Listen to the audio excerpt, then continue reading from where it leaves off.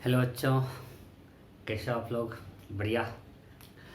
हम लोग last class में पोटेंशियल एनर्जी डिस्कस कर रहे थे, राइट? उसमें हम लोग मैंने डिस्कस किए थे ग्रेविटेशनल पोटेंशियल एनर्जी। और आज हम लोग पढ़ते हैं स्प्रिंग पोटेंशियल एनर्जी। आपको मैं बताया था कि स्प्रिंग फोर्स क्या है, कंजर्वेटिव फोर्स है, और जब कंजर्वेटिव फोर्स है तो हम लोग उस केस में पोटेंशियल एनर्जी की बात करते हैं, right? So now let's go to spring potential energy. देखते हैं। तो एक सिंपल सिस्टम लेते हैं कि हमारे पास एक ब्लॉक है जो कि स्प्रिंग से अटैच्ड है।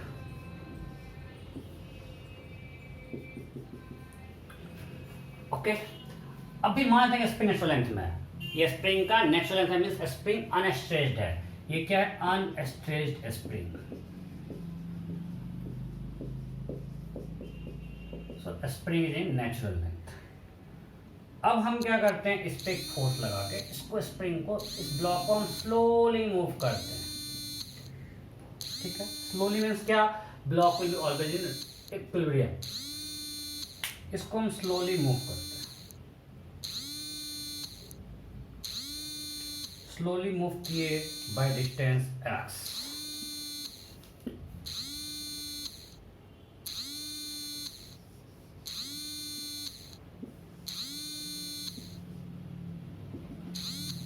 ब्लॉक को x डिस्टेंस मूव किया।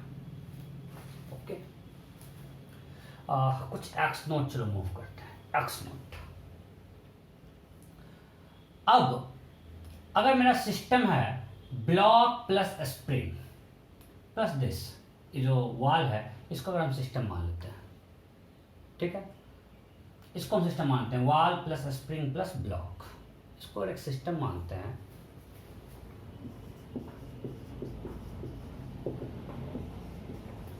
Wall plus spring plus block. Okay, so अब स्प्रिंग फोर्स मेरा क्या है? स्प्रिंग फोर्स इंटरनल है फोर्स है, एक्सटर्नल फोर्स है? इंटरनल है, इस सिस्टम के अंदर का फोर्स है। Conservative conservative conservative. सो इस केस में we can define change in potential energy of this system, and that will be equal to minus of work done by internal conservative force। नहीं तो इस सिस्टम का कंजर्वेटिव फोर्स स्प्रिंग है। So let us find what is work done by spring force in this system. इस system पे spring force का work done क्या है? तो स्प्रिंग फोर्स एक यहां लगेगा, इस वॉल पे स्प्रिंग फोर्स किधर लगेगा बताओ? इस वॉल पर स्प्रिंग फोर्स किधर लगेगा? तो spring will try to gain its natural length. So अगर हमने स्प्रिंग को स्ट्रेच किया है तो उधर जाना चाहेगा, तो इसको ही खींच रहा है।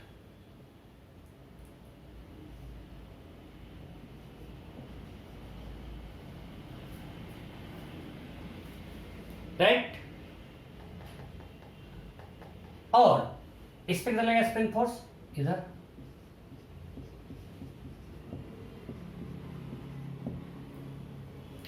कोई दिक्कत? किसी को दिक्कत है? नहीं? ओके, मैंने आपको बताया था जब भी डायरेक्शन ऑफ स्प्रिंग फोर्स निकालना है, स्प्रिंग हमेशा नेचुरल लेंथ गेन करना चाहता है। सो यहाँ पे हमने स्प्रिंग को इधर स्ट्रेच कर दिया। हम यहाँ बनाते हैं, यहाँ दिखाते हैं, अभी नेचुरल लेंथ में यहाँ दिखाते हैं कि हमने स्प्रिंग को यहाँ से इधर खींच दिया। अब वो बैक आना चाहेगा यार, वो इधर आना चाहेगा, तो इस पे इधर स्प्रिंग फोर्स लगाएगा। यहाँ से भी स्ट्रेच है, ये चाहेगा नेचुरल गेन करें, मतलब हम फिर से अपने लेंथ पे आ जाए, लेंथ हमने बढ़ा दिया है। अगर आप स्प्रिंग को इस तरह से खींचते हो, आप उसको दोनों हाथ से ऐसे पुल कर रहे हो, तो वो आपके दोनों हाथ को इस तरह से पुल करेगा कि ताकि वो अपना नेचुरल लेंथ गेन कर ले। ऐसा होगा कि नहीं होगा? आप किसी भी स्प्रिंग को ऐसे खींच रहे हो, मीन्स आप उसको डिस्टॉर्ट कर, will try to regain its original shape. इसके लिए आपके इस हाथ को इधर पुल करेगा, इस हाथ को इधर पुल करेगा। तो सेम थिंग मैं बोल रहा हूँ, इधर स्प्रिंग फोर्स लगेगा। अब हमको इस सिस्टम में स्प्रिंग फोर्स का वर्क डन निकालना है, निकालते हैं। तो अब बताओ इस वॉल पे, यहाँ पे वर्क डन क्या होगा? यहाँ पे इस वॉल पे work done by spring force क्या होगा? 0 why zero? Because point of application of force is at rest. जिस पॉइंट पे स्प्रिंग फोर्स लगा है तो मूव ही नहीं कर रहा है, तो रेस्ट में है। सो यहाँ पे वर्क नंबर लोग सबको आपको सब लोग बुक में लिखा मिलता है, आपको हर चीज समझना है क्यों हो रहा है। सो यहाँ पे work number spring force zero है। क्यों? Because it point of application of force and it is at rest. So हमको पता है work done is F dot ds, so ds is displacement of point of application and point of application at rest, so work done by spring force is zero। इस पे आते हैं। अब यहाँ पे जो स्प्रिंग फोर्स लग रहा है ये कांस्टेंट है वेरिएबल? वेरिएबल। जैसे जैसे ये यहाँ से मूव करना शुरू करेगा वैसे वैसे इसका स्प्रिंग फोर्स चेंज होता है। आपको हम बता चुके थे, एंड में ही पढ़ाए हैं। Spring force is minus k x, minus sign is for restoring. मतलब फोर्स क्या है? रीस्टोरिंग है, हमेशा वो अपना से रिगेन करना चाहता है। एक्स इज इलोंगेशन और compression spring from its natural length. So ऐसा ही नेचुरल लेंथ था। अब जैसे इसको आगे बढ़ाएंगे, इसका इलोंगेशन बढ़ रहा है तो स्प्रिंग फोर्स बढ़ेगा। जैसे जैसे एक्स बढ़ेगा, इलोंगेशन बढ़ेगा, स्प्रिंग फोर्स बढ़ेगा। तो स्प्रिंग फोर्स यहाँ वेरिएबल है। So here if you have to find work done by spring force on block,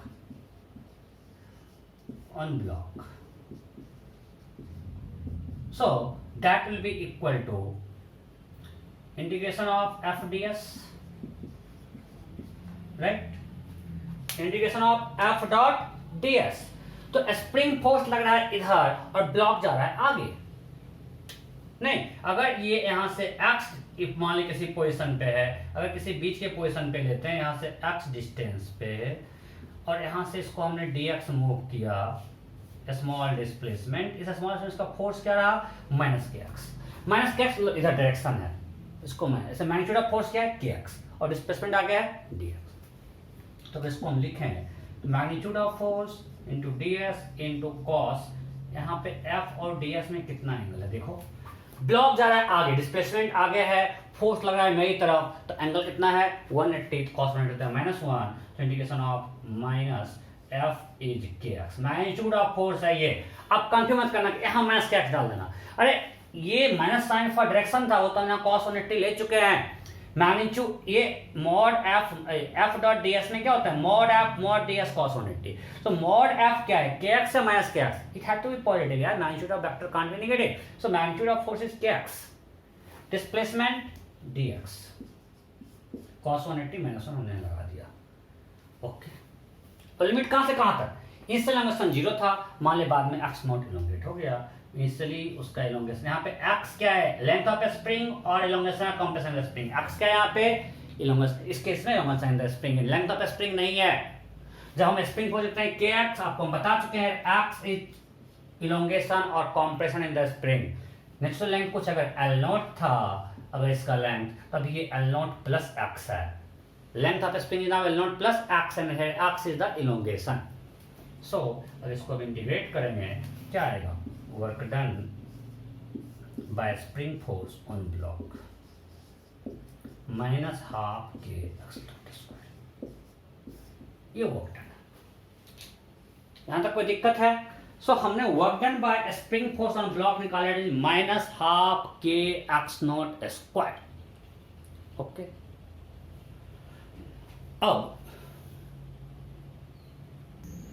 अब यहां से आगे बढ़ते हैं। सो work done by spring force निकल गया -12 के x नॉट स्क्वायर। अब इस सिस्टम में अब यहां तो कोई वर्क डन हुआ नहीं, सिर्फ यहां हुआ, वो इतना हुआ। तो पूरे सिस्टम का डेल्टा यू क्या होगा? इसको मिटा रहा हूं। सो delta U of this system, delta U of system that is equal to negative of work done by internal conservative force, so minus of -12 kx naught square, that will be half kx square। तो इस system का potential इतना से बढ़ गया। अब वो किस में स्टोर हुआ? तब लॉजिकली देखो, potential energy due to position और कॉन्फिगरेशन ऑफ द सिस्टम। तो यहाँ पे इसमें तो कोई चेंज नहीं हुआ, ग्रेविटेशनल पोटेंशियल यहाँ पे कुछ चेंज हो नहीं रहा, इसका कुछ कॉन्फिगरेशन चेंज हुआ नहीं, इसका हुआ नहीं। मतलब किस में गया? वो स्प्रिंग में गया। मींस ये जो डेल्टा यू बढ़ा वो किसका बढ़ा? स्प्रिंग का। इसको बोलते हैं spring potential energy, because spring अब इतना एनर्जी स्टोर करके रखा हुआ है। यहाँ पे एक्स नॉट क्या है? Elongation in the spring. So energy किसमें स्टोर है? स्प्रिंग में। जिसके हम जब स्प्रिंग को स्ट्रेच कर रहे हैं, उसको डिस्टॉर्ट कर रहे हैं, इसी को आपको आगे पढ़ाया जाएगा इलेक्ट्रिसिटी में, that is called elastic potential energy. तो ये ड्यू टू डिस्टॉर्शन स्प्रिंग को हमने डिस्टॉर्ट किया, उस डिस्टॉर्शन के कारण उसमें इतना एनर्जी स्टोर हो गया, and that is spring potential energy half k X not square, right. सो अगर हम इसको एक और तरीका समझते हैं कि स्प्रिंग में एक आपको हम बताएं इस तरीके से कि स्प्रिंग में स्टोर हुआ, एक और तरीके से देखते हैं। आप लोग 9th थोड़ा बहुत पढ़ चुके हो और इससे आपको अच्छे समझ में आएगा। जो हम पढ़ाएंगे आपको ये वर्क एनर्जी थोड़ा अच्छे समझ में आएगा, बट अभी भी आप लोग 9th में बेसिक तो पढ़ चुके हो। हम स्प्रिंग को मासलेस माने हुए हैं, तो हम स्प्रिंग का एफबीडी बनाते हैं, इस इलोंगेटेड स्प्रिंग का। तो स्प्रिंग ब्लॉक को इधर पुल कर रहा है, मींस ब्लॉक स्प्रिंग को इधर पुल करेगा, राइट। और स्प्रिंग वॉल को इधर पुल कर रहा है, मींस वॉल स्प्रिंग को इधर पुल करेगा। तो इस स्प्रिंग पे ये फोर्स लग रहा है। इसका वर्क डन क्या है? Work done by this FS is 0, एक वर्क डन नहीं कर रहा है। क्यों? बिकॉज पॉइंट वॉल जो स्प्रिंग को खींच रहा है, तो ये स्प्रिंग तो बंधा हुआ है, so this point of application at rest, तो इसका वर्क डन 0 है, सिर्फ ये पार्ट वर्क डन कर रहा है। और ये पार्ट कितना वर्क डन किया? Positive negative. स्प्रिंग पे जो वर्क डन होगा, अगर हम अब स्प्रिंग को हम ब्लॉक में देख रहे हैं स्प्रिंग पे वर्क डन, अगर हम स्प्रिंग पे वर्क डन देखें तो स्प्रिंग पे फोर्स भी आगे ही लग रहा है। अब हम सिर्फ स्प्रिंग को लिए हुए हैं, स्प्रिंग पे अब ये चीज स्प्रिंग फोर्स है, ये इसके लिए एक्सटर्नल फोर्स है, राइट। सो इसके लिए इंटरनल एक्सटर्नल बिकॉज अब ये स्प्रिंग सिर्फ हमने सिस्टम अपना स्प्रिंग लिया, तो स्प्रिंग पे आगे फोर्स लग रहा है। सो स्प्रिंग पे work done by spring force होगा, work done by spring force या वर्क डन बाय एफएस। इस एफएस की हम बात कर रहे हैं, इस पे फोर्स आगे लग रहा है, डिस्प्लेसमेंट भी आगे है, तो अब एफ और डी एस में एंगल 0 है, फ्रॉम 0 टू एक्स नॉट, तो half k X not square है। तो ये एफ एस इस पे पॉजिटिव वर्क डन किया। अब आप लोग पढ़े होंगे work done by external force minus delta U equal to delta K होता है। चलो थोड़ा सा लूज लैंग्वेज में आता हूं, आप ये पढ़े हो कि नहीं क्लास 9th में? समझाएंगे मैं आपको कर रहा हूं, ये आप 9th में पढ़े हो ना कि जब सिस्टम पे सिर्फ कंजर्वेटिव फोर्स हो तो ऐसा होता है। इसको हम अच्छे से एक्सप्लेन करेंगे अच्छे से, और इतना लूज लैंग्वेज में नहीं लिखेंगे। जब आपको हम पढ़ेंगे वो कहेंगे थ्योरम, अभी बस आपको हम समझाएंगे, थोड़ा आसान कर रहे हैं इसको। सो इनिशियल पोटेंशियल 0 था, स्प्रिंग अनस्ट्रेच था, इनिशियल के ही 0 है। फाइनल पोटेंशियल एनर्जी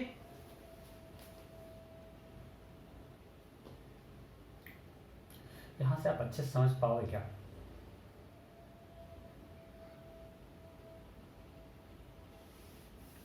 अच्छा ये बताओ, स्प्रिंग, अच्छा ये जो इतना स्प्रिंग पे वर्क डन हुआ, और अच्छे से समझाएं उसको हम, चूंकि आपको चाह नहीं आगे बात यूज करें, तो हम स्प्रिंग पे इतना वर्क डन हुआ, ठीक है।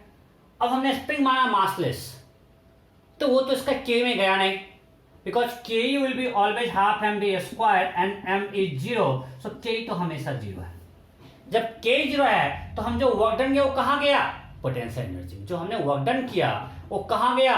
पोटेंशियल एनर्जी में। मतलब मैं आपको सिर्फ इतना समझाना चाह रहा हूं कि उस केस में पोटेंशियल कितना किसका इंक्रीज हुआ? स्प्रिंग का। कितने से? Half k X not square से। तो अभी तक हमने क्या समझा उसको समराइज करते हैं। अभी तक जो हम लोग पढ़े, सबसे पहले निकाले work done by spring force,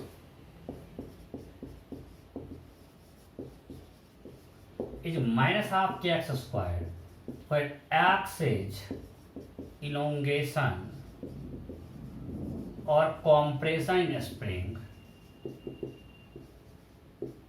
from its natural length। इस चीज को और से हम समझाएंगे, थोड़ा सा भी इंतजार करो। अगर हम इसका ग्राफ बनाएं, सो समथिंग, अगर वर्क डन को हम यहाँ पे रखें और इस पे एक्स को रखें, एक्स का पॉजिटिव नेगेटिव हम मान रहे हैं, पॉजिटिव मान रहे हैं, कॉम्प्रेशन को नेगेटिव मान रहे हैं। तो जिस समय कोई लॉन्ग कॉम्प्रेशन या वर्क डन 0 है, ये सिंपल है ना, y equal to minus x square graph है, y equal to minus x square means ऐसा आप लोग पढ़ चुके क्वाड्रेटिक में, क्लास 10th में ग्राफ कुछ ऐसा पैराबोलिक होगा।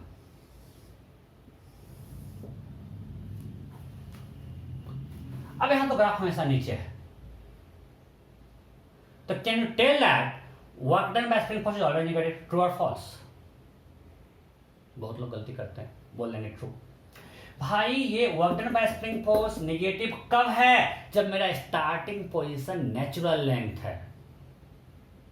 जब इनिशियली स्प्रिंग अनस्ट्रेच्ड है तब उसको हम अगर एक्स से इलोंगेट या कॉम्प्रेस करें, दोनों केस में work done by spring force क्या होगा? नेगेटिव। ये थोड़ा अच्छे से बनाते हैं, मेरे पास स्पेस नहीं था, ये बिल्कुल सिमेट्रिक ग्राफ होगा। थोड़ा ग्राफ बिल्कुल गंदा लग रहा है, ये ग्राफ बिल्कुल सिमेट्रिक होगा। आप हमसे अच्छा बना लेना आप लोग। एक पैराबोला इसके ऊपर बिल्कुल सिमेट्रिक है। सो अगर हम स्प्रिंग को एक्स से स्ट्रेच करें या कॉम्प्रेस करें from its natural length, then work done is negative. मतलब समझो, अभी ये स्प्रिंग नेचुरल लेंथ में है और अब इसको स्ट्रेच कर रहे हैं, तो इस केस में जब नेचुरल लेंथ में आप स्ट्रेच करेंगे तो स्प्रिंग फोर्स हमेशा किधर लगेगा? पीछे की तरफ, और ये जा रहा डिस्प्लेसमेंट आगे है, डिस्प्लेसमेंट किधर है? आगे, और फोर्स लग रहा है पीछे, तो वर्क डन हो गया नेगेटिव। वर्क डन क्या हो गया? नेगेटिव। अब मान लीजिए स्प्रिंग को हम कॉम्प्रेस करते हैं नेचुरल लेंथ से, पहले नेचुरल लेंथ था, अब उसको कॉम्प्रेस कर रहे हैं, इधर फोर्स लगा रहा है। सो अब स्प्रिंग फोर्स लग रहा है इधर और डिस्प्लेसमेंट हो रहा है इधर।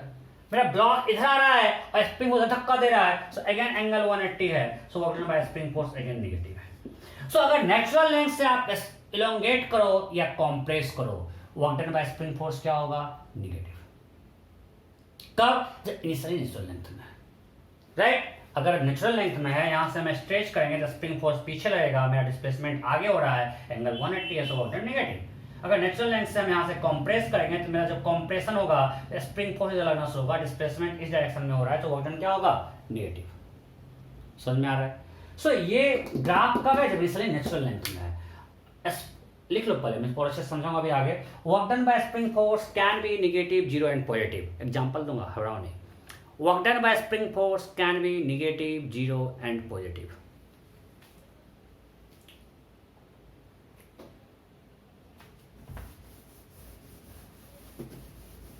Work done by spring force can be negative, zero and positive. इस चीज को समझना आसान है पोटेंशियल टर्म्स। चलो पोटेंशियल हमारा दोस्त है।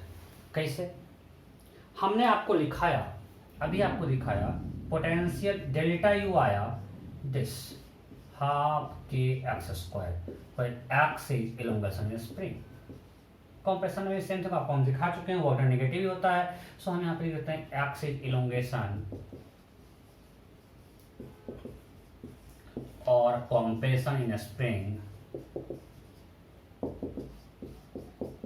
From its natural length,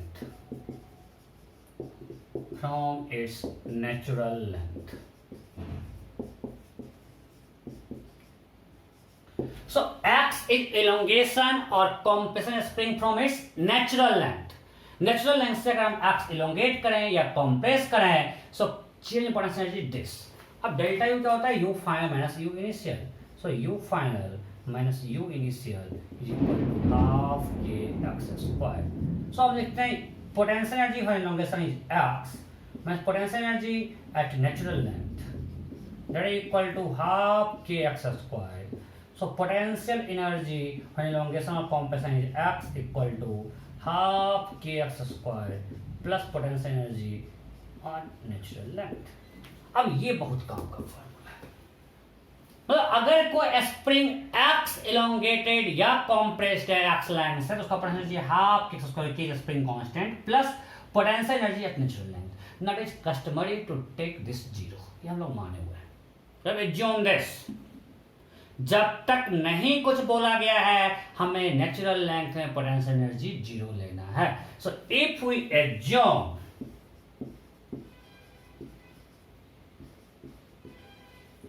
potential energy of a spring at natural length 0, then potential of a spring at elongation x will be half kx square. इसको हम लोग वाइडली यूज करेंगे कि अगर स्प्रिंग अपने नेचुरल लेंथ से एक्स इलोंगेटेड और compressed है, उसका परसेंटेज होगा हाफ के एक्स स्क्वायर। ठीक है, अब इसको देखते हैं। तो ग्राफ बनाएंगे पोटेंशियल एनर्जी और इलोंगेशन और कॉम्प्रेशन, हम मानते हैं यहां पे रखते हैं। सो ग्राफ ऐसा होगा, मतलब यहां पे हमने u0 माना हुआ नेचुरल लेंथ पे। अब यहां से हम स्प्रिंग को इलोंगेट करें या कॉम्प्रेस करें, एनर्जी बढ़ता है। मतलब नेचुरल लेंथ से स्प्रिंग को आप इलोंगेट करो या कॉम्प्रेस करो, एनर्जी बढ़ेगा और कुछ पॉजिटिव है यहाँ पे। और यहाँ पे हमने क्या माना, u is 0 at natural length, u natural length 0। उस केस में ये ग्राफ है। अगर किसी ने 0 नहीं मारा, मैं आपको बार-बार जरा कर लगाना है, जब तक नहीं दिया क्वेश्चन में, आपको नेचुरल लेंथ पे पोटेंशियल एनर्जी ऑफ स्प्रिंग 0 मानना, ये हमारा कन्वेंशन है। अगर क्वेश्चन में कुछ और दे दिया है तो उस केस में क्या हो जाएगा, वो half k square plus u at nl था, तो ग्राफ थोड़ा ऊपर शिफ्ट कर जाएगा। This is potential energy at natural length.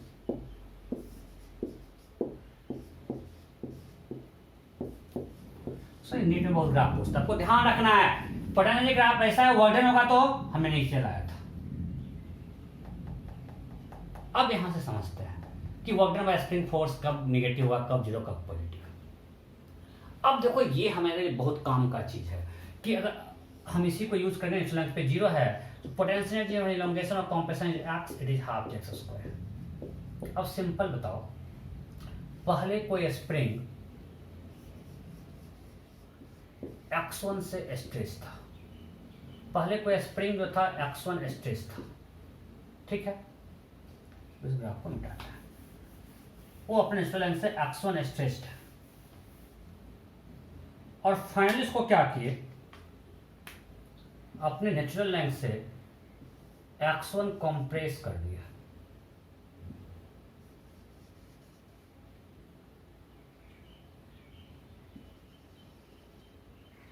ये उसका नेचुरल लेंथ था, तो यहाँ आ गया, हमने उसको x1 कंप्रेस कर दिया। इनिशियली ये है, इनिशियली वो x1 स्ट्रेच था और फाइनली वो x1 कंप्रेस है। ये क्या है, स्प्रिंग, यहाँ पे spring is stretched by x1।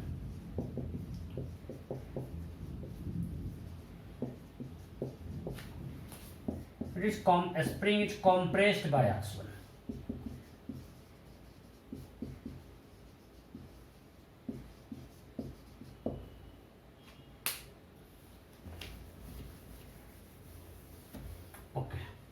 So spring पहले x1 स्ट्रेच था और अब x1 कंप्रेस्ड हो गया। अब हमको निकालना है work done by spring force क्या होगा। तो यहाँ पे सिंपल, अब देखो कितना आसानी से परसेंटेज हमको दे देगा रिजल्ट कि वर्क डन इक्वल टू क्या होता है, वर्क डन स्प्रिंग फोर्स क्या होगा, minus delta you, mean that is minus delta you means minus of UF minus UI, that will B UI minus UF. अब बोलो यूआई क्या है, x1 से स्ट्रेच्ड है, सो हाफ के x1 स्क्वायर। यूएफ क्या है, फिर से x1 से कंप्रेस्ड है, तो हाफ के x1 square. So what is work done, 0। आपको ध्यान रखना है यहाँ पे x क्या है, इलोंगेशन और कंप्रेशन फ्रॉम नेचुरल लेंथ, आपको ध्यान रखना है। ऐसा नहीं कि कहीं किसी पोजीशन से x ले लिए कि पहले स्प्रिंग यहाँ से x1 स्ट्रेच था, अब यहाँ से x1 कंप्रेस्ड है, मतलब x ले लिए 2x1, नहीं। यहाँ पे x इज इलोंगेशन और compression from its natural length. तो नेचुरल लेंथ से ये x1 स्ट्रेच था, ये x1 कंप्रेस्ड है, तो दोनों केस में u सेम है, तो work done by spring force क्या हो गया, 0, बिकॉज ui माइनस यूएफ 0 है। आप इसको समझ सकते हो लॉजिक से, कैसे आप समझ सकते हो, देखो जब तक वो यहां से यहां आएगा, अगर हम ब्लॉक को इधर लाएंगे, अभी स्प्रिंग मेरा, अभी इस पे स्प्रिंग स्ट्रेच्ड है, राइट। सो अभी स्प्रिंग फोर्स लगेगा इधर, हाँ नहीं, और जा भी रहा है इधर। सो जब तक वो यहां से नेचुरल लेंथ आएगा, स्प्रिंग फोर्स इधर है, डिफरेंट इधर है, तो यहां से यहां तक में वर्क डन पॉजिटिव होगा, यहां तक में। और जब वो यहां से यहां आएगा इस रीजन में, जब वो यहां से यहां आएगा, जब कंप्रेस होना शुरू हुआ, तब स्प्रिंग फोर्स लगेगा इधर और डिस्प्लेसमेंट है इधर, सो यहां वर्क डन नेगेटिव होगा और दोनों केस में वर्क डन सेम आएगा। तो अल्टीमेटली नेट क्या हो गया, 0। सो आपको इतना सोचना ही नहीं है, जब भी work done by spring force है ना, यू की बात करो, परसेंटेज निकालो और डेल्टा यू करो, and work done will be minus of delta you. जैसे अब मान लिए कि कोई स्प्रिंग पहले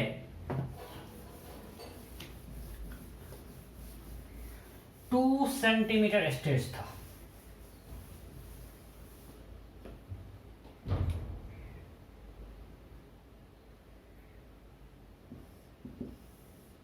कोई स्प्रिंग जो है वो पहले अपने नेचुरल लेंथ से 2 सेंटीमीटर स्ट्रेच, मान लीजिए नेचुरल लेंथ था और यहां से 2 सेंटीमीटर स्ट्रेच है, और अब हम मान लीजिए उसको अपने नेचुरल लेंथ से 1 सेंटीमीटर कॉम्प्रेस कर दिए।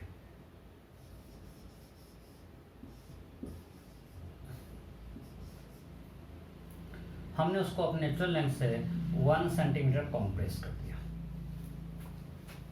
ये उसका नेचुरल लेंथ। अब इस केस में work done by spring force क्या होगा, फिर नहीं जा रहे हैं, डायरेक्ट सोच के आप बताओ work done by spring force क्या होगा। आप बस आप ये बताओ work done by spring force क्या है, नेगेटिव, 0 या positive. Initially spring is stretched by 2 centimetre, now it is compressed by 1 centimeter.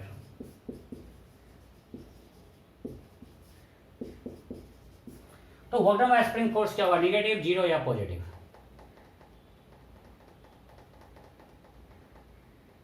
हो गया, मैं इंडिकेशन से इसको कर सकता हूं, मैं आपको नहीं कंफ्यूज करना चाहता हूं, क्योंकि पोटेंशियल वाला पार्ट आसान है, इसलिए मैं आपको नहीं ले जाता हूं, मैथ्स में ले जाना नहीं चाह रहा हूं और ना ले जाऊंगा।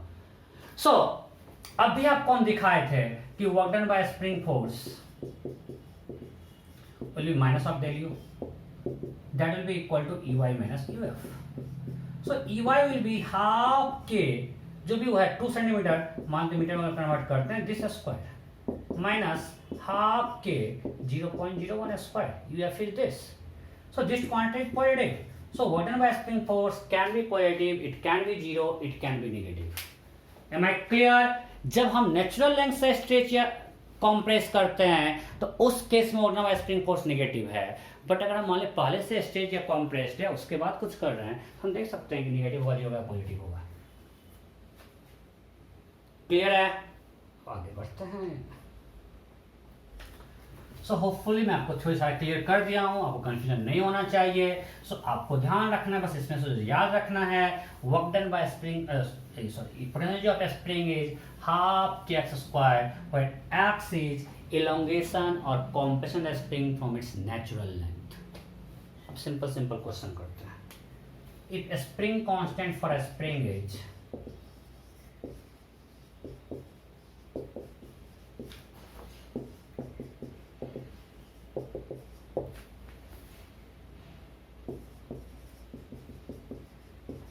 then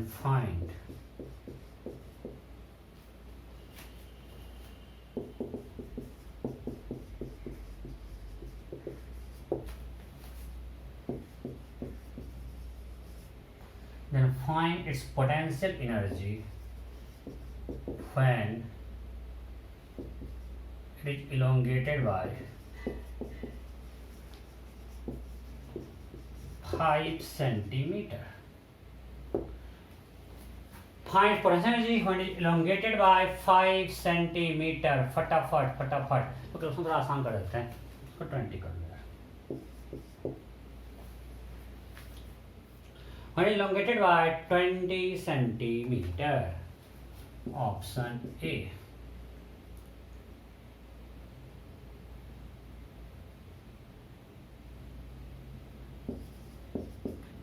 Eight joule, 4 joule, 40 joule,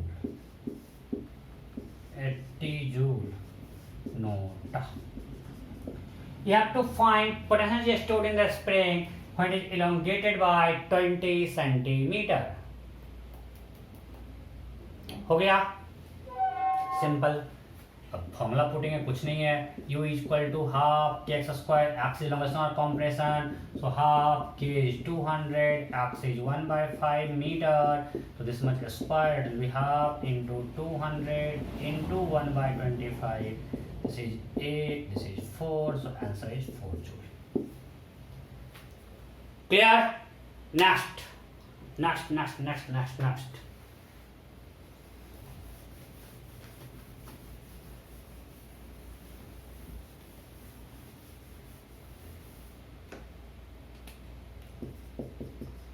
A spring constant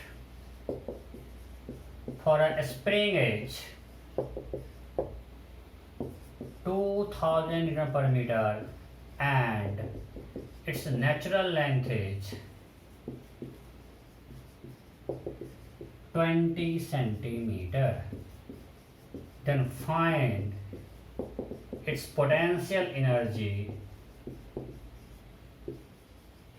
when length of a spring is 25 centimeter. A spring constant is 2000 Newton per meter and its natural length is 20 centimeter. Then question is, we have to find potential energy of a spring when length of a spring becomes 25 centimeter. Okay, option दो देता हूं, आप लोग करो, मैं भी कर रहा हूं.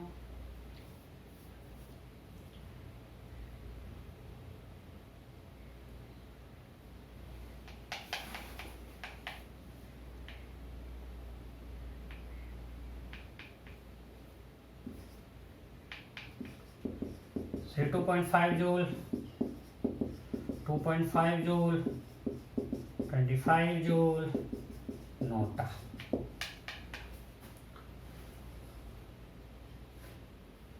हो गया.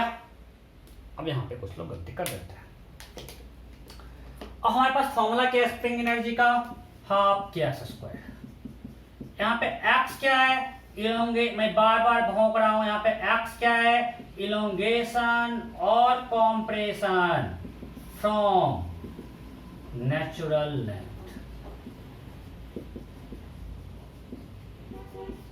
नेचुरल लेंथ से इलोंगेशन या कॉम्प्रेशन आपको ध्यान रखना है. ऑलवेज ऑलवेज ऑलवेज, ये नहीं किसी लेंथ से ले लिया एक्स, नेचुरल लेंथ से. सो यहाँ पे उसका लेंथ कितना है? 20 और अभी लेंथ कितना है? 25. सो एक्स है elongation, that is 5 centimetre.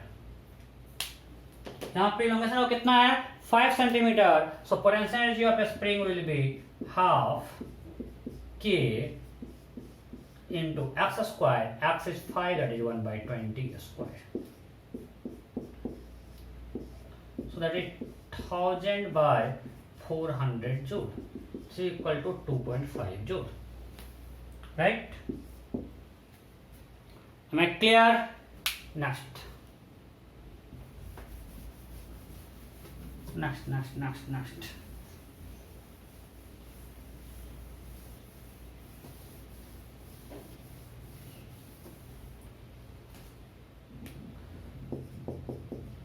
A spring constant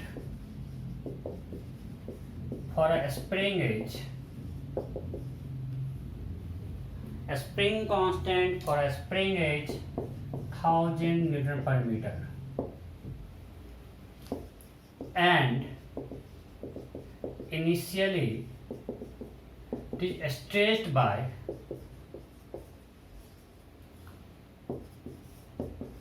10 centimeter from its natural length.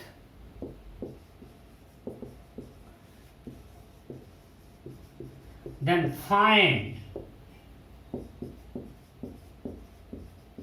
work done by a spring force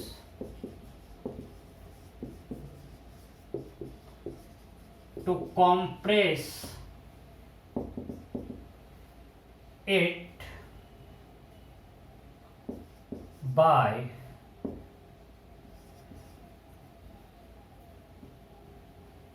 5 centimeter from its natural length.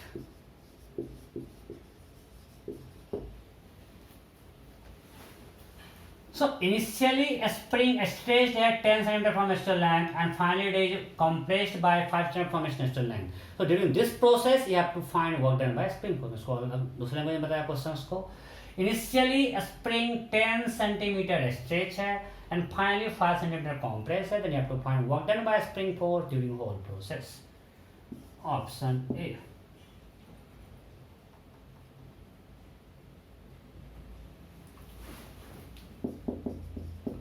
(1.25 joule.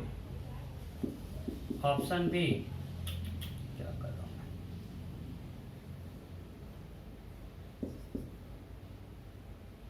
-1.25 joule. Option सी.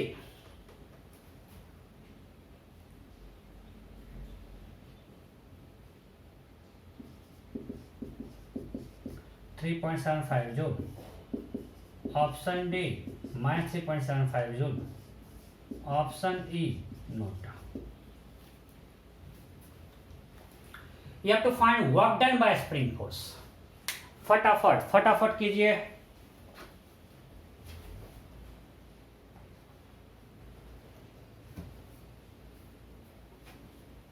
हो गया.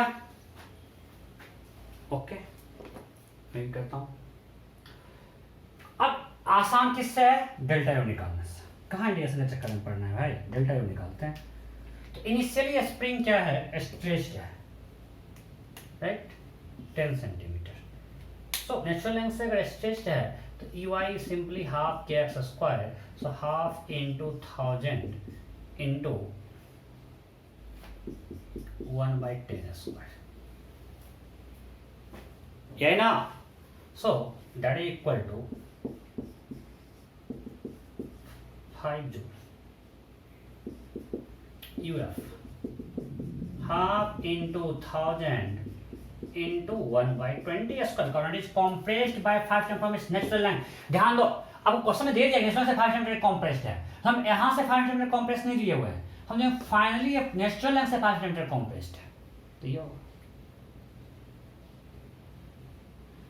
ओके. अभी क्वेश्चन दे देता कि find is compressed by 8 centimetre from its initial position. मतलब पहले वो 10 centimetre stretch था और वहां से हमने इसको 8 सेंटीमीटर कॉम्प्रेस किया है. मींस अभी भी वो 2 सेंटीमीटर स्ट्रेच्ड है. सबको लैंग्वेज ध्यान देना है. क्वेश्चन में यहाँ पे दे दिया है कि अभी फाइनली 5 सेंटीमीटर कॉम्प्रेस्ड है फ्रॉम नेचुरल लेंथ. अगर क्वेश्चन आता है कि is compressed by 8 centimetre from its initial position, means पहले वो 10 सेंटीमीटर स्ट्रेच था और अब उसमें 8 और कॉम्प्रेस कर दिए. मतलब अभी वो 2 सेंटीमीटर स्ट्रेच है. तो उसके से होता हाफ इंटू 1000 इंटू 2/100 स्क्वायर होता. सो लैंग्वेज अलग अलग तो अलग अलग आंसर आएगा. So it will be 500/400 1.25 joule. So हमने यू आई एफ निकाल लिया. What is delta U? Delta U क्या होगा बोलो? Delta U will be U F minus U I. Still always 5 minus initial. That is 1.25 minus 5. That is minus 3.75. Wait. Answer नहीं आया. हमने पूछा work done by spring force and that is equal to minus of delta U. आपको हम समझा चुके हैं, दिखा चुके हैं. तो आंसर विल बी प्लस 3.75. देखो work done by spring force positive आया. क्लियर? इस टाइप का बस एक और करवाएंगे.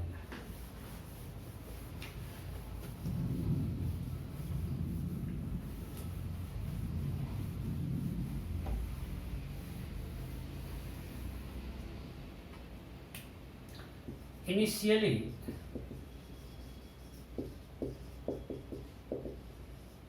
the spring is stretched by tension from its natural length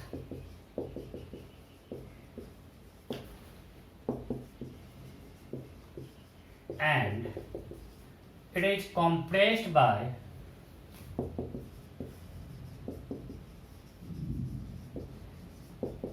40 centimeter from its initial position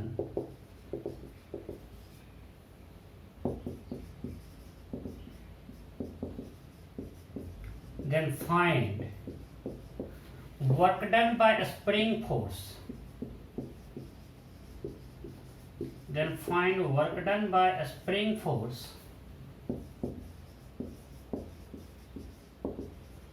during whole process. Initially, a spring is stretched by 20 cm from its natural length and is compressed by 40 cm from its initial position. Then find work done by a spring force during whole process. Option A. अच्छा, के दिया नहीं, चलो के लेते हैं. 2000 Newton पर metre. के कितना है? 2000 न्यूटन पर मीटर.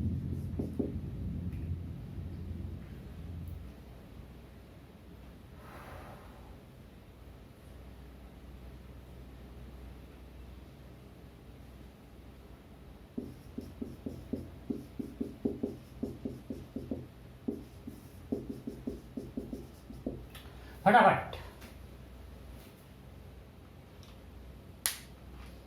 हो गया. इनिशियल इसमें क्या है? Elongation stretched by 20 centimetre. Initial elongation है कितना? 20. सो EY हो जाएगा हाफ के 20 बाय 100 स्क्वायर. ये इनिशियल है, ये इलोंगेशन है. और फाइनली क्या हुआ? इसका जो इनिशियल पोजीशन है वहां से हमने 40 सेंटीमीटर कंप्रेस किया. मींस पहले स्प्रिंग जो था इनिशियल पोजीशन से 20 सेंटीमीटर स्ट्रेच था. अब हमने इसको इस पोजीशन से 40 सेंटीमीटर कंप्रेस किया, मतलब अब वो यहां आ गया और ये यहां से 40, ये पूरा 40 है. मींस ये कितना होगा? 20.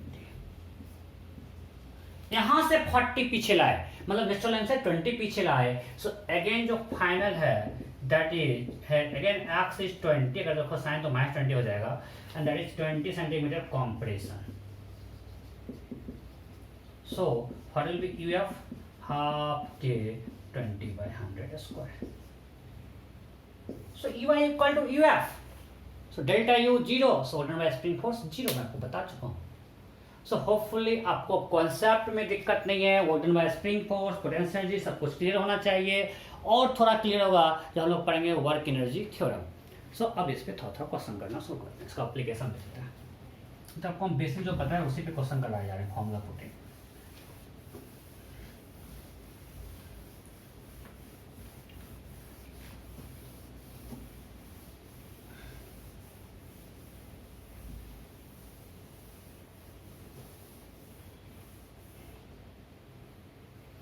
ध्यान दीजिए.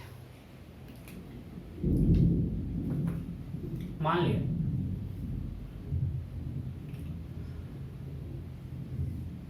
a block of mass 2 kg and a spring constant is 20 Newton per meter hang like this. हमने ब्लॉक को स्प्रिंग से लटका के छोड़ दिया. Then question is find potential energy stored in a spring when block is at equilibrium.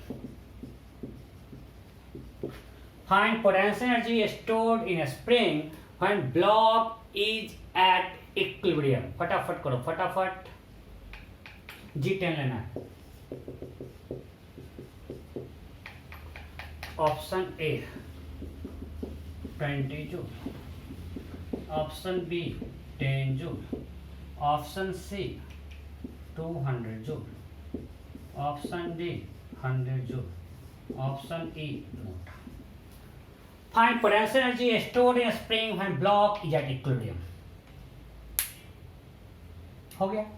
जब भी question है स्प्रिंग का फंक्शन निकालने के लिए हमको फॉर्मूला में लगाना है हाफ एक्स स्क्वायर, पर एक्स इज इलोंगेशन और कॉम्प्रेशन फ्रॉम नेचुरल लेंथ. ठीक है. अब हमने ब्लॉक को यहां से रीच किया, इसलिए स्प्रिंग अनस्टेज था. सो हमको जब यू निकालना है, सो हमारा एम है बस के और एक्स निकालना. क्वेश्चन में तो के दे दिया है, सिर्फ एक्स निकालना है. सो हमको कब पूछा है? जब block equilibrium net force zero, तो हम ब्लॉक का एफबीडी बनाए तो उसमें जीरो लगा एम जी, तो ऊपर लेगा एक्स, हम लोग एनलम में कर चुके हैं। So at equilibrium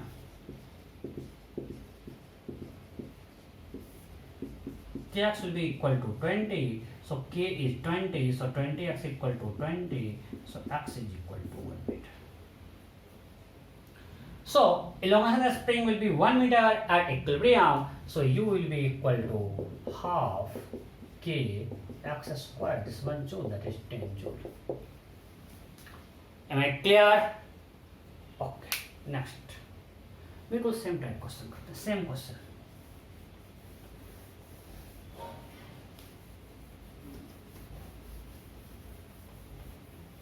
Question is,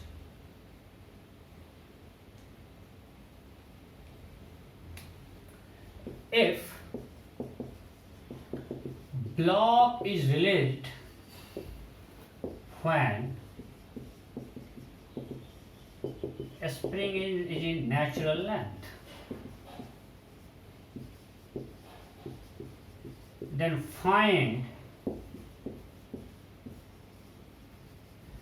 change in potential energy of a spring plus block system when block reaches to equilibrium.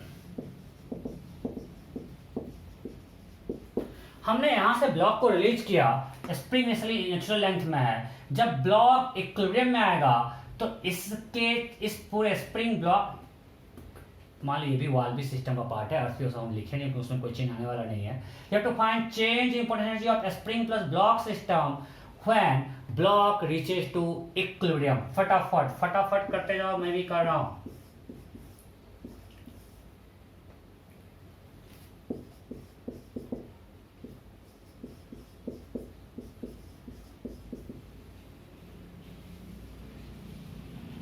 Change करता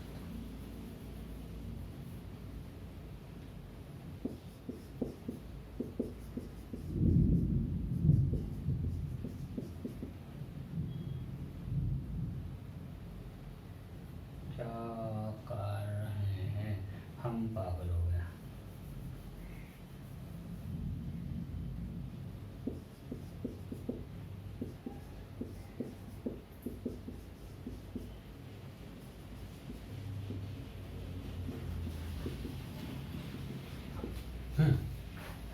फटाफट फटाफट ऑप्शन क्लियर है? 20, 40, -40, 0 एंड नोटा हो गया। अब यहाँ पे दो तरह की एनर्जी है, एक स्प्रिंग एनर्जी, एक घर्षण एनर्जी, दोनों इन्वॉल्व है।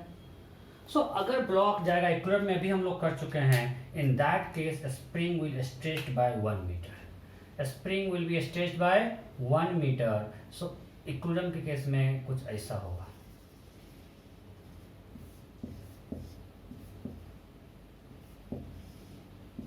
यहाँ से हम 1 मीटर नीचे आएगा। सो यहाँ पे जब हम डेल्टा यू सिस्टम की बात करेंगे, so delta U of system will be equal to delta U gravitational plus delta U spring. दो फंक्शन इन्वॉल्व है, gravitational and spring. So gravitational function बढ़ेगा घटेगा, तो स्प्रिंग तो मासलेस है, ये 2 kg का है, नीचे आ रहा फंक्शन घटेगा, -mgh -20 जूल। इसके पास में बहुत के थे, ये m2g10 20 × 1 -20 बिकॉज नीचे आया। स्प्रिंग एनर्जी बढ़ेगा बिकॉज स्ट्रेच हुआ, कितना से 20 से, यहाँ पे 0 0 0 0। अब हमेशा 0 नहीं आता है, यहाँ पे ऐसा आ गया, डाटा ऐसा दिया हुआ है, कोई दिक्कत नहीं। गलती कर दिए, ये कितना था 10 था ना भैया, अभी सॉल्व किए थे ना। डेल्टा यू स्प्रिंग क्या था, half into k into 1 square, that is 10 joule. So ये कितना होगा 10, so -20 + 10 that will be equal to -10 joule. ये क्या होगा -10, आंसर होगा नोटा।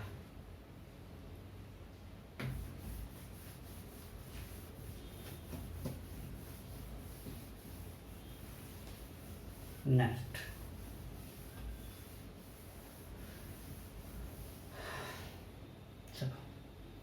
लेट्स assume दो रॉड है, ठीक है। मान लो यहाँ पे एक रिंग बंधा हुआ है, एक रिंग हैंग कर रहा है, इससे हमने एक स्प्रिंग को ऐसे अभी ये स्प्रिंग यहाँ पे फिक्स है, इसका ये एंड फिक्स है, दूसरा एंड रिंग से बंधा हुआ है। स्प्रिंग का एक एंड दूसरा एंड उस रिंग से बंधा हुआ है, ठीक है। This angle is 37 degree. Distance between this two fix rod is 3 metre, चलो 4 metre.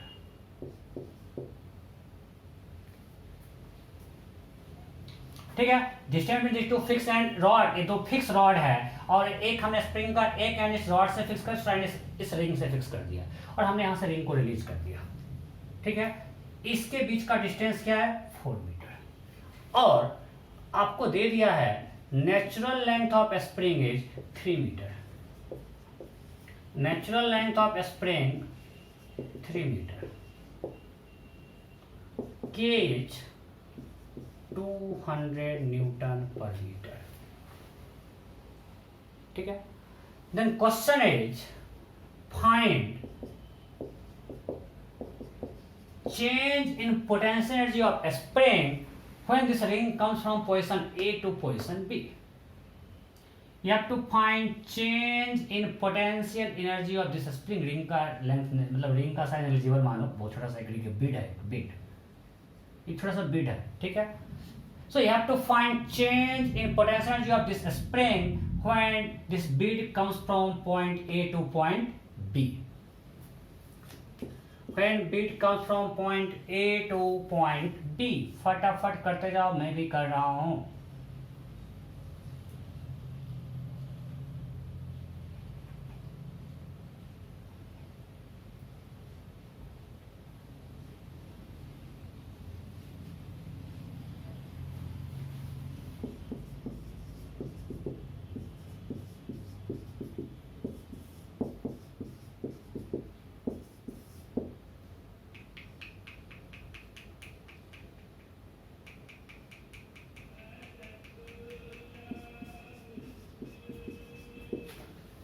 You have to find change in percentage of a spring when this bead comes from point A to point B. हो गया। अच्छा ये है 4 metre, ये 37, तो ये कितना लेंथ होगा? यहाँ से यहाँ अगर मान के कुछ पॉइंट O है, तो OA कितना है?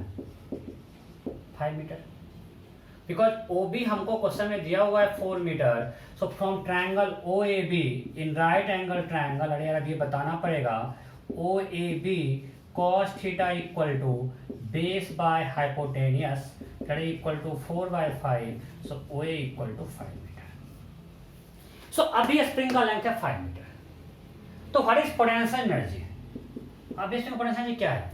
तो अभी नेचुरल लेंथ से कितना मीटर स्ट्रेच है? 2 मीटर, बिकॉज इसका नेचुरल लेंथ 3 मीटर है और अभी इसका लेंथ 2 मीटर है, तो नेचुरल लेंथ से 2 मीटर, अभी इसका लेंथ कितना है? 5 मीटर और नेचुरल लेंथ कितना है? 3 मीटर, मतलब वो नेचुरल लेंथ से 2 मीटर स्ट्रेच है। So potential energy will be half into k into x square, that is 2 square, so 400 joule. Am I clear? अब भी ये अपने नेचुरल लेंथ से 2 मीटर स्ट्रेच है। Final energy half k, zero है क्या? नहीं यार, इसका लेंथ 3 मीटर है, जब स्प्रिंग यहां पे आ जाएगा तो उसका लेंथ हो जाएगा 4 मीटर। जब स्प्रिंग आ जाएगा पोजीशन बी पे तो इसका लेंथ कितना हो जाएगा? स्प्रिंग का लेंथ 4 मीटर, मतलब वो नेचुरल लेंथ से 1 मीटर स्ट्रेच रहेगा। So its energy will be this, that is equal to 100 joule. So what is change in potential energy? Question क्या बोला था? Change in potential energy, that is UF minus UI। तो answer 300 या -300। हमने पूछा change in potential energy of spring when it comes from A to B, तो A पर energy उसका 400 है, B पे 100 है, तो change will be always 5 minus initial, that will B 100 minus 400 minus 300, answer will be note. Clear? Okay, next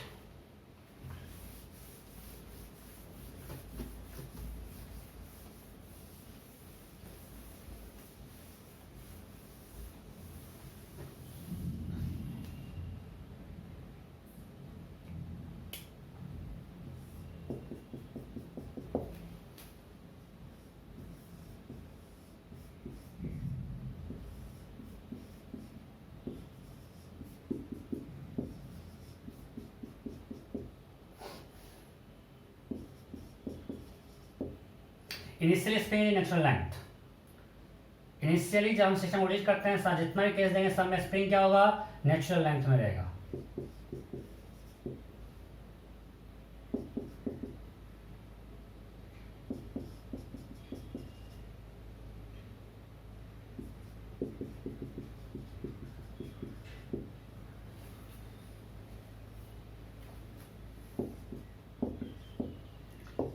जितना भी question देंगे ये आपको मान लेना, अगर हम नहीं भी लिखेंगे इनिशियली अभी जो भी देंगे सब में स्प्रिंग क्या होगा, springs are in natural length.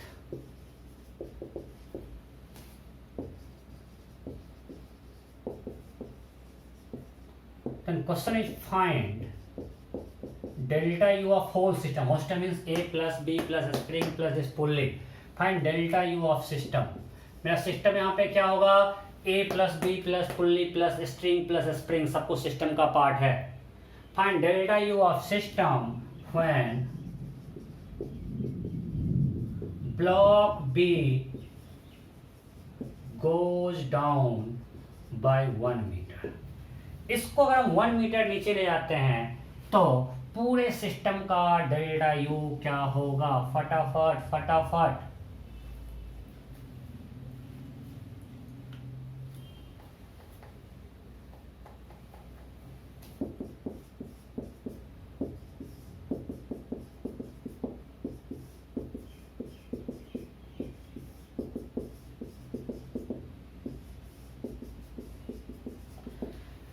System has been released when springs are in natural length, then find delta u of system when block B goes down by 1 meter. जी आपको लेना है 10 मीटर पर सेकेंड स्क्वायर, ये आपको दिया हुआ है, फटाफट कीजिए। हो गया, ओके करते हैं। अब अगेन यहाँ पे दोनों पोटेंशियल इन्वॉल्व है, स्प्रिंग भी और ग्रेविटेशनल भी। अब ये नीचे गया 1 मीटर से, राइट, ब्लॉक भी जा रहा है नीचे 1 मीटर से। सो ये जाएगा ऊपर 1 मीटर से, स्ट्रिंग कांस्टेंट। तो पहले देखते हैं delta U of system, delta U system it will be equal to delta u gravitational plus delta u spring, right? अब जब ये नीचे आएगा तो इसका ग्रेविटेशनल पोटेंशियल डिक्रीज करेगा, जब ये नीचे आएगा तो इसका ग्रेविटेशनल पोटेंशियल डिक्रीज करेगा और इसका इंक्रीज करेगा। सो हम पहले ग्रेविटेशनल डेल्टा यू जी निकालते हैं, आपको पिछले क्लास में सिखाए थे। इसका जब डिक्रीज किया एम जी एच -200 और उसका इंक्रीज किया M G H that is +100 -100। और ये स्प्रिंग कॉम्प्रेस होगा और ये स्प्रिंग स्ट्रेच होगा, ये स्ट्रेच होगा और ये कॉम्प्रेस होगा। बट दोनों केस में अगर नेचुरल लेंथ से हम स्ट्रेच करें या कॉम्प्रेस करें, स्प्रिंग पोटेंशियल एनर्जी बढ़ता है, आपको ये ध्यान रखना है। सो डेल यू स्प्रिंग क्या होगा, तो ये कॉम्प्रेस हुआ तब भी इसका पोटेंशियल बढ़ा, half k x square, so half into k into 1 square plus half into 20 into 1 square. Because इसमें नेचुरल लेंथ में था, तो जब ये नीचे 1 मीटर आएगा मीन्स ये 1 मीटर कॉम्प्रेस करेगा, ये जब ऊपर जाएगा 1 मीटर मीन्स नेचुरल लेंथ से 1 मीटर इलोंगेट किया, right. So that will be equal to 5 + 10 15 joule. So delta U of system क्या हो जाएगा, -100 + 15 that is equal to -85 joule. मैं क्लियर, नेक्स्ट। बस इस टाइप को हम बहुत कर चुके हैं, ग्रेविटेशनल पोटेंशियल बहुत करवाए थे ना, डिफरेंट, इसमें ज़्यादा यहाँ पे टाइम पास नहीं करेंगे, एक और करते हैं।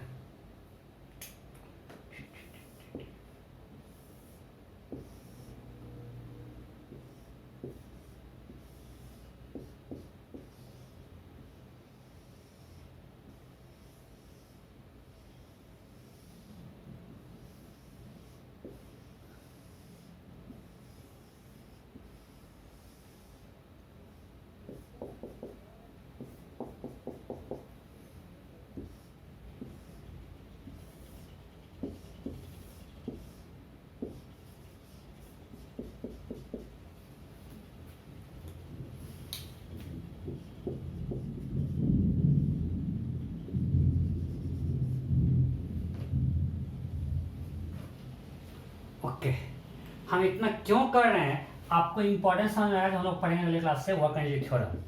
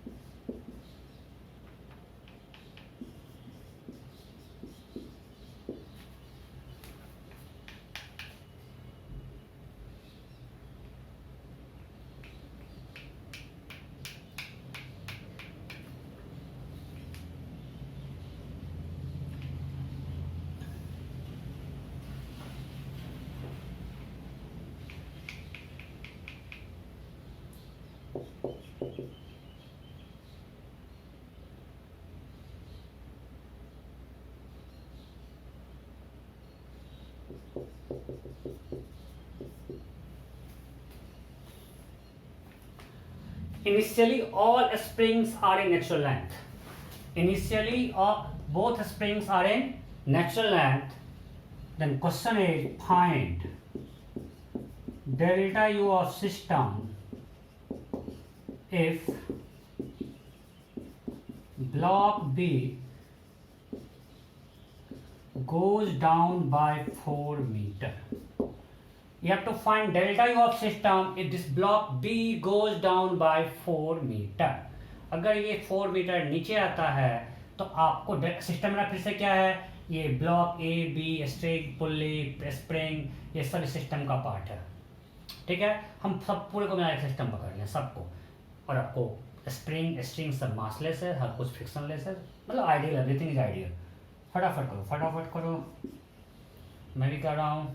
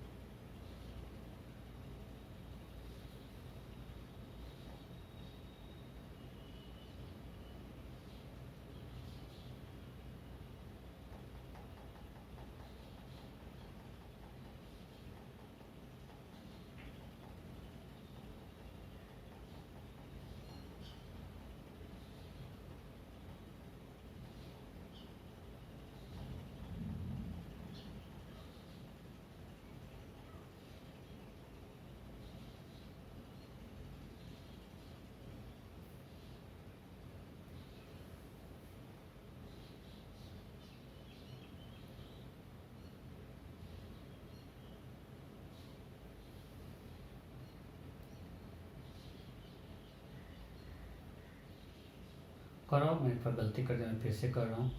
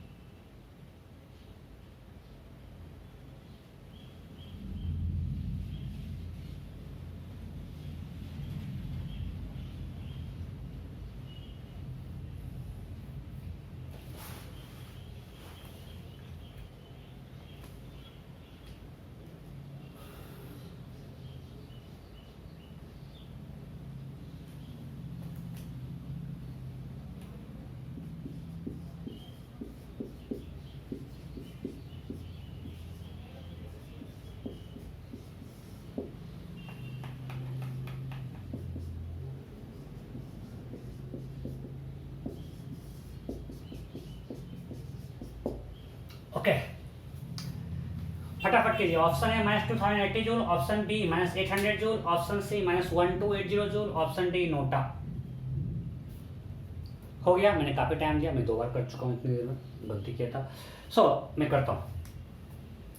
अच्छा, अगर ये नीचे गया 4 मीटर, तो ये कितना ऊपर जाएगा कंस्टेंट से? 16 मीटर। अरे ये T T T T T, so 2t यहाँ 40 है, यहाँ t है, so 40 -40 into X B plus T into X है ना? हाँ या नहीं? ओके, सो माइनस, तो क्या आ गया, X A equal to 4xb। So अगर ये 4 मीटर, ये ऊपर जाएगा 16 मीटर, सो मूव किया 16 मीटर। चलो, अब डेल्टा यू ग्रेविटेशनल पाई लिखते हैं। पूरे सिस्टम में डेल्टा यू इक्वल टू क्या होगा? Delta U gravitational plus delta U spring. So let's write first change in gravitational potential energy. सो ये नीचे गया 4 मीटर, इसका पोटेंशियल डिक्रीज कर रहा है, सो माइनस mgh, और इसका पोटेंशियल इंक्रीज गया 60 मीटर इधर गया, तो आपको हम पिछले क्लास में बताया है कि हाइट कितना गया है, सो ये है 16, ये एंगल 37, सो अगर 16 इंटू 3/5 48/5 मीटर। देखो क्वेश्चन मिस्टेक ना करें। सो 48/5 मीटर ऊपर जा रहा है, so plus mgh, so 100 into 48/5, so that is equal to minus 3200 plus 960, that is 0। दिक्कत अगर मैं एक बार गलती कर दिया हूं तो मैं आगे भी सेम गलती करूंगा, फिर दिमाग में क्वेश्चन सेट रहेगा। अभी तक ठीक लग रहा है? ओके, सो ये डेल्टा यू ग्रेविटेशनल। अब आते हैं डेल्टा यू स्प्रिंग। सो ये स्प्रिंग कॉम्प्रेस होगा 4 मीटर से, सो परसेंटेज इंक्रीज करेगा, कॉम्प्रेस होगा तो हाफ के इंटू 16, और ये स्प्रिंग स्ट्रेच होगा 16 मीटर से, सो half into 10 into 16 square 256, so that is 160 plus this much joule, that is equal to 0,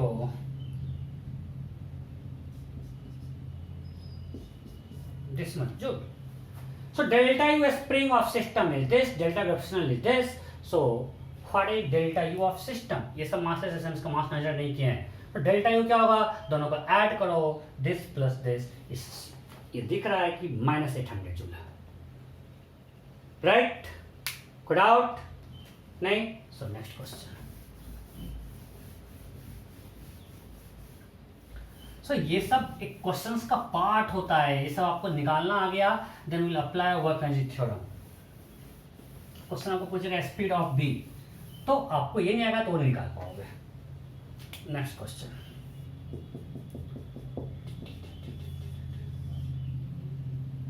चलो ऐसा है,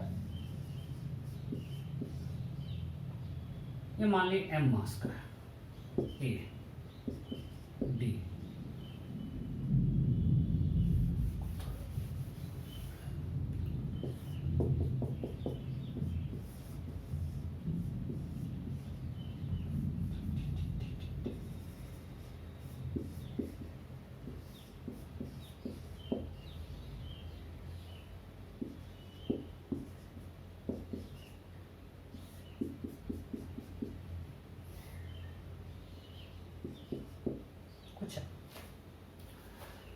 और हमने ए को ऐसे रखा हुआ है, इसलिए स्प्रिंग नेचुरल लेंथ में, हमने बी को यहाँ पे हैंग कर दिया।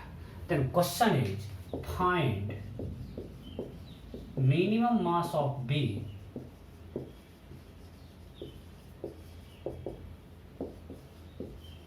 To lift A. हमको ए को यहां से ऊपर उठाना है, ए को इस सिस्टम, इसको हमको ए को इससे कांटेक्ट छुड़वाना है, उसके लिए बी का मिनिमम मास क्या होना चाहिए?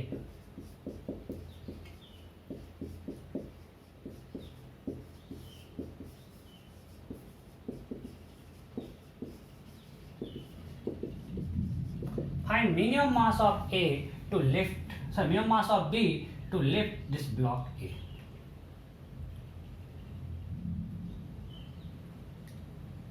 हुआ क्या? देखो, अब ये क्वेश्चन थोड़ा अच्छा क्वेश्चन है, इसमें लोग गलती कर देते हैं, लोग देखते हैं इसका आंसर क्या मार देते हैं m, ये थोड़ा ध्यान देने की जरूरत है। देखते हैं इसको, टाइम हो गया क्या?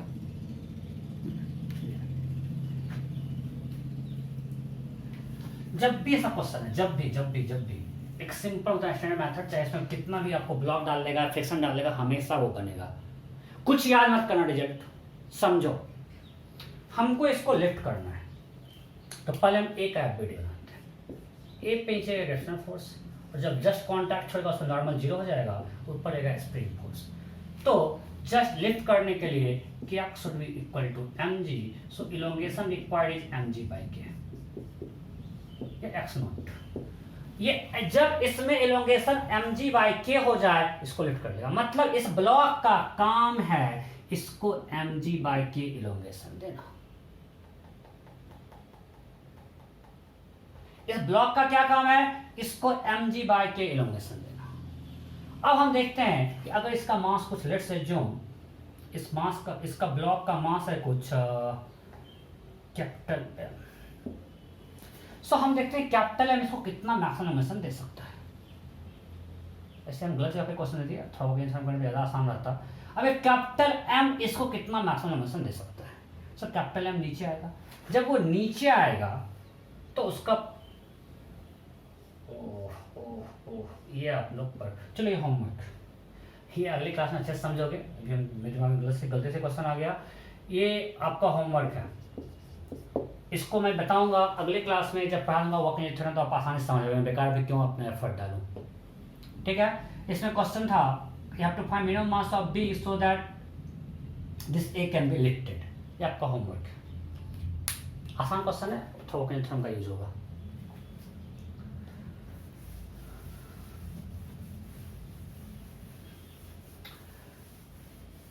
ओके, सो हमने स्प्रिंग पोटेंशियल एनर्जी कंप्लीट कर लिया। अब नेक्स्ट क्लास में हम लोग पढ़ेंगे relation between potential energy and conservative force. मतलब आपको कोई पोटेंशियल फंक्शन दिया हुआ है तो फोर्स कैसे निकालेंगे, फोर्स दिया हुआ है कंजर्वेटिव फोर्स दिया हुआ है तो पोटेंशियल फंक्शन कैसे निकालेंगे, वो पढ़ेंगे। Then will start work energy theorem. ठीक है, ओके, बाय बाय।